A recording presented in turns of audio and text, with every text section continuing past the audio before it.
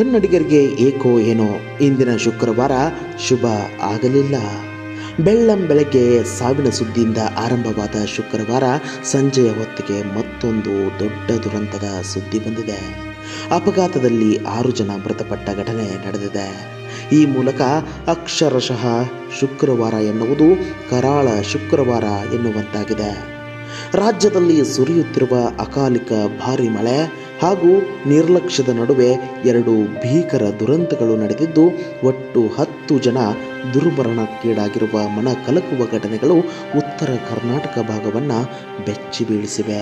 ವಿಜಯಪುರ ಜಿಲ್ಲೆಯ ಆಲಮೇಲ ತಾಲೂಕಿನ ಮೊರಟಗಿ ಗ್ರಾಮದಲ್ಲಿ ಶುಕ್ರವಾರ ಬೆಳಕು ಹರಿಯುವ ಮುನ್ನವೇ ನಡೆದ ದಾರುಣ ಘಟನೆಯಲ್ಲಿ ಮನೆಯ ಮೇಲ್ಛಾವಣಿ ಕುಸಿದು ಒಂದೇ ಕುಟುಂಬದ 4 ಜೀವಂತ ಸಮಾಧಿಯಾಗಿದ್ದಾರೆ. ಮೃತರನ್ನ ಗುರುನಾಥ ಬಡಗೇರ್, ಪತ್ನಿ ಜ್ಯೋತಿ ಹಾಗೂ ಮಕ್ಕಳಾದ ಕಾಳಮ್ಮ ಮತ್ತು ಕೀರ್ತಿ ಎಂದು ಗುರುತಿಸಲಾಗಿದೆ. ಸ್ವಂತ ಮನೆಯ ದುರಸ್ತಿ ಕಾರ್ಯ ನಡೆಯುತ್ತಿದ್ದ ಹಿನ್ನೆಲೆ ಕುಟುಂಬ ಕಳೆದ ಕೆಲವು ದಿನಗಳಿಂದ ಹಳೆಯ ಬಾಡಿಗೆ ಮನೆಯಲ್ಲಿ ವಾಸವಿತ್ತು.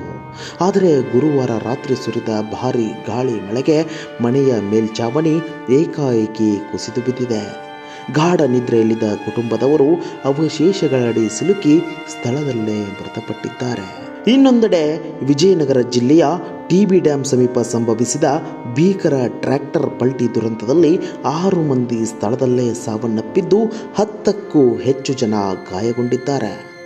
ಸಂಡೂರು ತಾಲೂಕಿನ ಯಶವಂತನಗರ ಹಾಗೂ ಕೂಡ್ಲಿಗಿ ತಾಲೂಕಿನ ಬರ್ಲಾಯನಹಳ್ಳಿ ಗ್ರಾಮದ ನಿವಾಸಿಗಳಾದ ಕೆಂಚಪ್ಪ, ಮಹಾಂತೇಶ್, ಭರತ್, ಸವಿತಾ, ಮಾರೇಶ್ ಹಾಗೂ ಗೌರಮ್ಮ ಮೃತರು ಎಂದು ಗುರುತಿಸಲಾಗಿದೆ.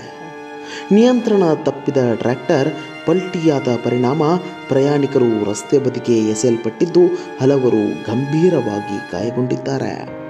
ಗಾಯಾಳುಗಳನ್ನು ಹೊಸಪೇಟೆ ಹಾಗೂ ಕೊಪ್ಪಳ ಸರ್ಕಾರಿ ಆಸ್ಪತ್ರೆಗೆ ದಾಖಲಿಸಿ ಚಿಕಿತ್ಸೆ ನೀಡಲಾಗುತ್ತಿದೆ.